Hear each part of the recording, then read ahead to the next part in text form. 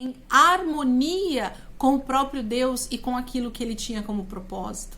Então a gente fala de um lugar onde a intimidade, onde o relacionamento, onde essa tranquilidade, onde tudo que eu precisaria para ter uma vida de abundância, uma vida de alegria, de prosperidade, já estava pronto. Deus fez isso tudo perfeito. Então esse é o Éden, né? Um lugar de me regozijar, um lugar de eu aproveitar tudo aquilo que Deus tem para mim, né? Então esse é o primeiro estágio do homem, é o Éden, é o lugar onde Deus o criou para estar, para se relacionar com ele e para ter tudo que ele precisaria ter. Esse é o primeiro estágio do homem, ok? Então deu para entender até aí? Acredito eu que sim, né? Mas o que aconteceu, então, nesse lugar, né? O homem, nós vamos falar um pouquinho sobre essa questão do pecado, da queda do homem na próxima aula, né? Não vai ser hoje ainda que a gente vai falar, mas na próxima aula a gente já vai estar falando um pouquinho sobre essa questão do pecado, né? Sobre a queda do homem. Mas aqui eu quero mostrar para vocês esses 3 estados e a gente vai entender um pouquinho mais sobre esse versículo de João 1:12, tá? Então, o primeiro estado é o Éden, lugar onde Deus preparou tudo para o homem, o lugar de relacionamento com o homem. E por causa da desobediência, do que nós chamamos de pecado, ok? Que nada mais é do que desobedecer algo que Deus tinha estabelecido como uma restrição, né, de algo, como algo que não era bom para o homem. A desobediência traz, então, essa queda que nós chamamos, né? E aí, a partir do momento em que o homem cai, que ele desobedece, que ele se afasta de Deus, entramos então no segundo estágio, no segundo estado da humanidade, do homem, né? Desse Adão, né?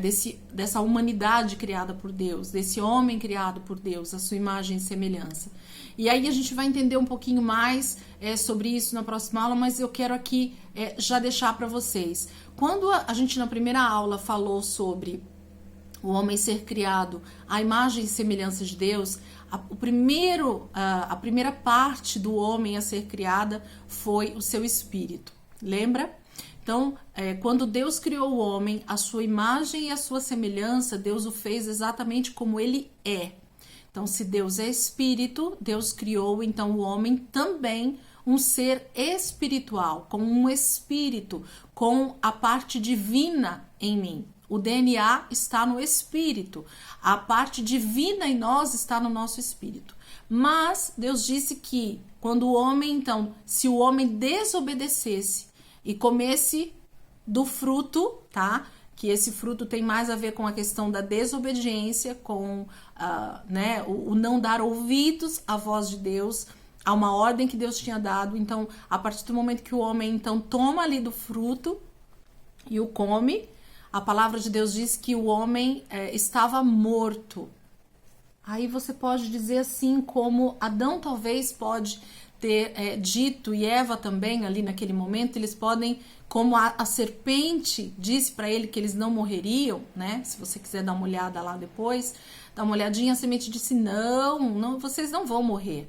Mas Deus sabia que a morte aconteceria. E qual foi essa morte, então? Que a gente vai falar um pouquinho sobre ela na próxima aula. A morte que aconteceu no Adão, né, no homem criado por Deus, a sua imagem e sua semelhança, foi justamente a parte divina em nós. Então, o que morreu ali no Éden, o que morreu ali com a queda do homem, com a desobediência, foi o espírito, né? Então, essa parte divina em nós é que passa a estar morta a partir do momento que o homem peca. E a partir disso, então, nós entramos no segundo estágio, que é o estágio de criatura.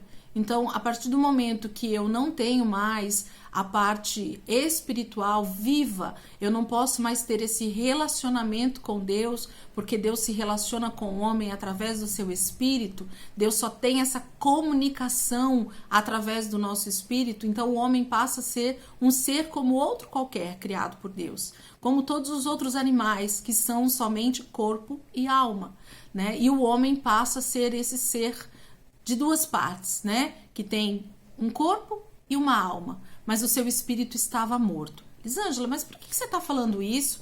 E como você prova isso, né? Eu queria que vocês abrissem comigo no livro de Efésios, né? Efésios vai falar um pouquinho pra gente sobre isso. E eu queria compartilhar um pouquinho com vocês esses versículos para que a gente possa entender então um pouco melhor. O livro de Efésios, a carta de Paulo, né, à igreja de Éfeso, aos Efésios, capítulo 2, a partir do versículo 1. Vamos ler junto? Eu sei que talvez essa aula fique um pouquinho mais comprida do que as outras, mas para que a gente possa entender um pouquinho mais sobre essa questão de por que o homem então se torna só corpo e alma. Como é que eu sei que o espírito do homem está morto?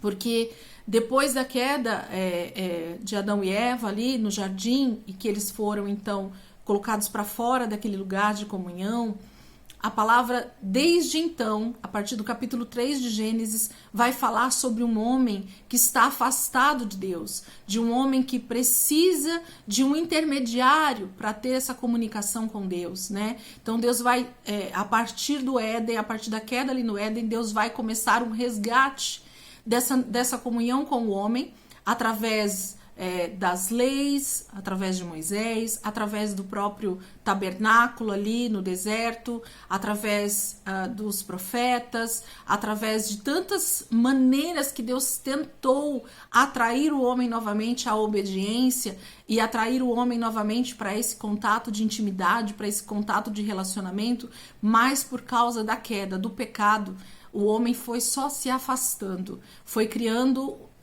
independência de Deus, e com isso ele cada dia mais ia se afastando de Deus, ok?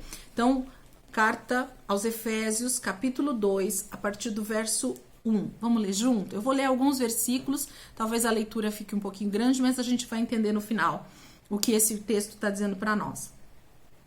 Diz assim, Efésios 2, a partir do versículo 1. Vocês estavam mortos em suas transgressões e pecado. Paulo está dizendo, né, o apóstolo Paulo está dizendo para a igreja de Éfeso, para os irmãos que estão lá na igreja de Éfeso, ele está dizendo assim, vocês estavam mortos em suas transgressões e pecados. Versículo 2. Nos quais costumavam viver, quando seguiam a presente ordem deste mundo e o príncipe do poder do ar, o espírito que agora está atuando nos que vivem na desobediência.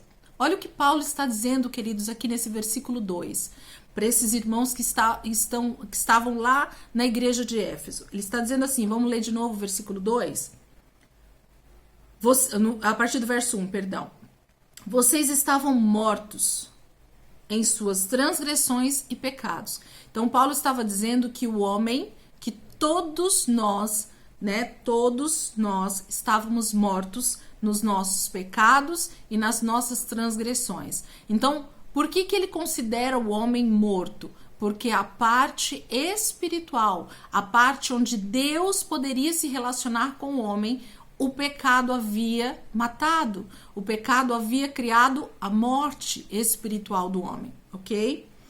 Nos quais costumavam viver, né? Então, as transgressões e os pecados que eu costumava viver me faziam estar morto.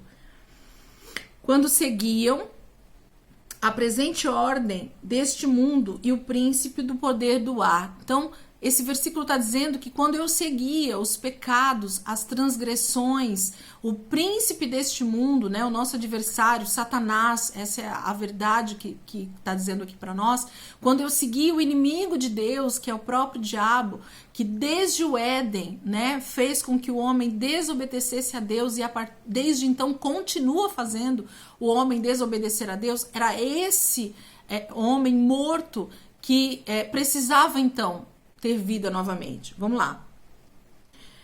O espírito que agora está atuando nos que vivem na desobediência. Então, quem está em desobediência tem esse espírito do príncipe deste mundo. Então, existe justamente alguém que está atuando no homem quando ele está em pecado e em transgressões.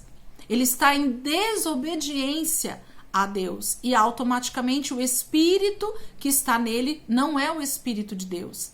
Bem, mas é o espírito do príncipe deste mundo. Versículo 3. Anteriormente, todos nós também vivíamos entre eles, satisfazendo as vontades da nossa carne, seguindo os seus desejos e pensamentos. Como os outros, éramos por natureza merecedores da ira. Eu não vou entrar nesse contexto agora porque nós vamos falar um pouquinho sobre pecado. Mas Paulo está dizendo que antes ele e todos os irmãos ali da igreja de Éfeso, eu e você também estávamos vivendo em transgressão, em pecado, e automaticamente nós também estávamos mortos espiritualmente. Versículo 4. Todavia, Deus, que é rico em misericórdia, pelo grande amor com que nos amou, deu-nos vida com Cristo, quando ainda estávamos mortos em transgressões. Então, quando eu ainda estava morto, quando eu ainda estava morta nos meus pecados, através da cruz de Cristo, do sacrifício de Jesus na cruz, da morte dele, é que eu pude então ter vida. Mas como é que então eu recebo essa vida no meu espírito? É onde entra um pouquinho da nossa lição de hoje. Vamos lá. Versículo 6.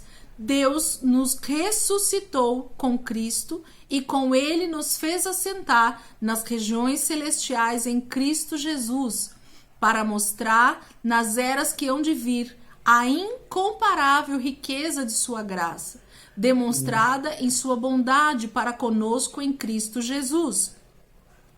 Versículo 10. Porque somos criação de Deus, realizada em Cristo Jesus, para fazermos boas obras, as quais Deus preparou antes para nós as praticarmos. Então, a palavra nos chama de criaturas, antes de termos, então, o poder de sermos feitos filhos de Deus. Então, quando nós estamos em pecado, em transgressões, separados de Deus, a Bíblia nos chama de criaturas. Por quê? Porque não habita o Espírito de Deus em nós. Não habita, nós não temos vida em nós mesmos, porque nós precisamos do sacrifício de Jesus para que essa vida entre em nós novamente, para que tenhamos vida em nós mesmos através do sacrifício de Jesus. Paulo está dizendo isso. Versículo 18. Vai um pouquinho para frente aí. Pois por meio dele, tanto nós como vocês temos acesso ao Pai por um só Espírito. Então Paulo está dizendo que por meio dele quem? De Jesus, da cruz. Se você ler todo esse capítulo 2 de Efésios, você vai ver que é disso que Paulo está falando. Paulo está falando que através de Jesus, através do sacrifício na cruz, é que eu e você podemos então ressuscitar com Cristo para termos vida no nosso espírito e assim podermos ter comunhão com Deus. Amém? Então, esse capítulo de Efésios fala bastante sobre isso e é bem interessante a gente entender que se Paulo está dizendo que todos nós estávamos mortos nas nossas transgressões e pecados, Paulo não está excluindo ninguém. A palavra está dizendo que todos pecaram e estavam destituídos da glória de Deus. Tem um versículo que fala exatamente assim, eu não estou me lembrando aqui agora exatamente onde ele está, mas posso pôr depois para vocês. Então, todos pecaram e estavam fora da presença de Deus. Não podiam estar na presença de Deus, porque o pecado nos afasta de Deus. No mesmo livro de João que a gente estava, capítulo 5, 24 e 25. Olha esse versículo junto comigo. João, capítulo 5, versículo 24 e 25. Diz assim, olha que tremendo isso. Eu asseguro, João, capítulo 5, versículo 24 e 25. Eu asseguro, quem ouve a minha palavra e crê naquele que me enviou, tem a vida eterna e não será condenado, mas já passou da morte para a vida.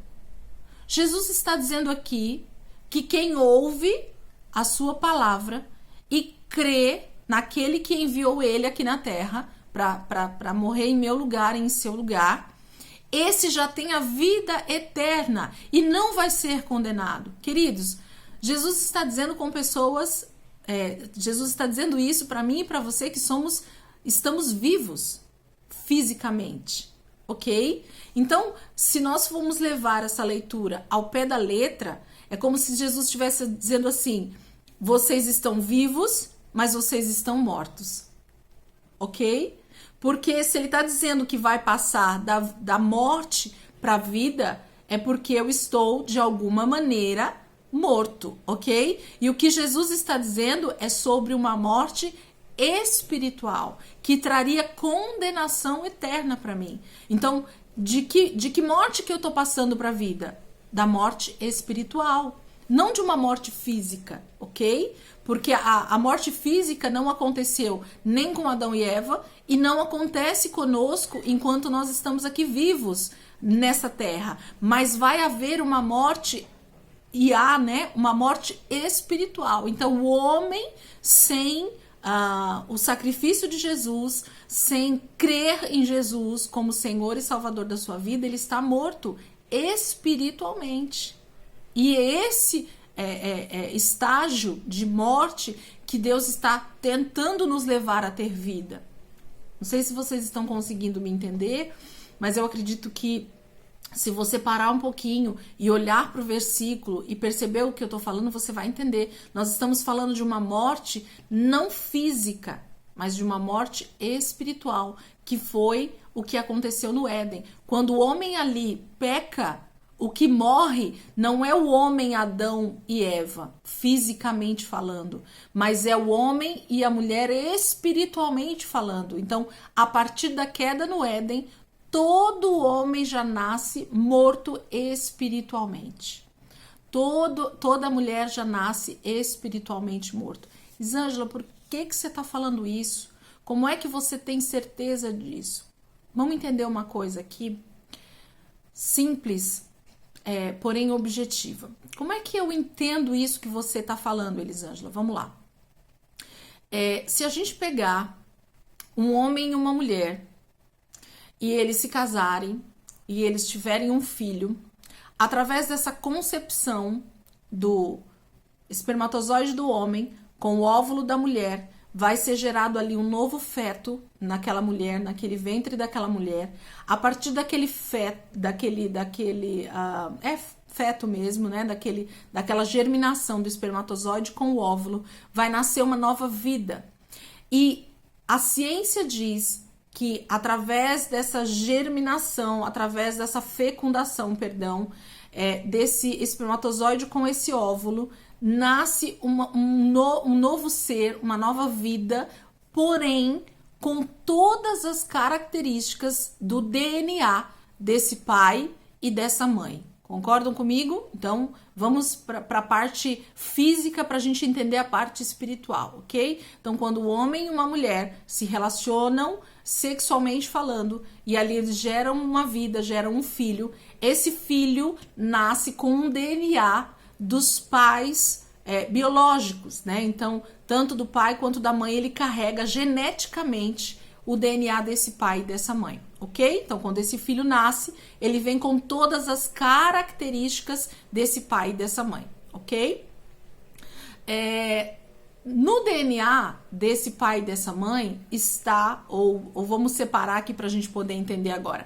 Se a gente pegar o DNA dessa mãe e o DNA desse pai, que em conjunto geraram essa criança e formaram então um filho novamente, tudo que eles têm no seu DNA está ali unido para que essa criança nasça.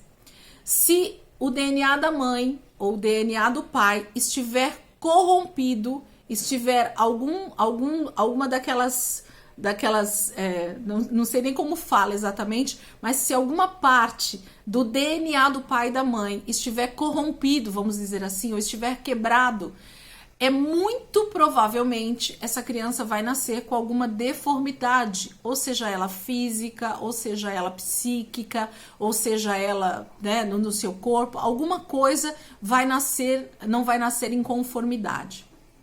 Ok? Até aqui? Agora vamos pensar comigo. Quando Deus formou o homem, a sua imagem e a sua semelhança, um ser tripartido, ok? 3 partes, espírito, alma e corpo. Então, o DNA do homem estava completo, ok? Adão e Eva tinham o DNA deles completo. Porém, antes deles gerarem o primeiro filho, Adão e Eva pecam. E eles perdem a parte do DNA deles divino. Então, o DNA de Adão e Eva estava corrompido pela queda, ok? Eles perderam o espírito, eles perderam a parte divina, estava morto dentro deles. Então, quando eles geraram o primeiro filho, né, que foi Caim, eles geraram o primeiro filho deles com o DNA quebrado. Eu me lembro que quando eu fui lecionar essa aula, há 18 meses atrás, eu fui buscar um pouquinho de como era a formação do DNA, né? O que era o DNA, e se vocês forem dar uma olhada biologicamente falando, vocês vão entender da grandeza de Deus do que eu tô falando aqui, tá? Então, eu estou falando isso baseado em um pouquinho de estudo que eu fiz na época e de olhar um pouquinho para a ciência para poder entender o lado espiritual, ok? Então, se o DNA do pai e da mãe estiver corrompido, ou estiver quebrado, ou estiver alguma deformidade, esse filho vai nascer com essa deformidade também, ok? Vai ser passado de pai para filho, porque no DNA carrega-se toda a estrutura, né, do pai e da mãe. Então, quando Adão e Eva, depois de terem pecado, geraram o primeiro homem, Caim, depois os outros filhos, automaticamente esses filhos que eles geraram já vieram com o DNA corrompido, sem a parte divina neles, sem o espírito. Então, a partir da queda, Adão e Eva já não tinham mais o espírito, e a partir deles, todos os filhos que nasceram deles também não tinham mais o espírito de Deus, não tinham a parte divina neles. Então, todo homem nasce somente corpo e alma a partir de Adão, ok? E em que momento, então, o homem pode ter esse DNA completo novamente?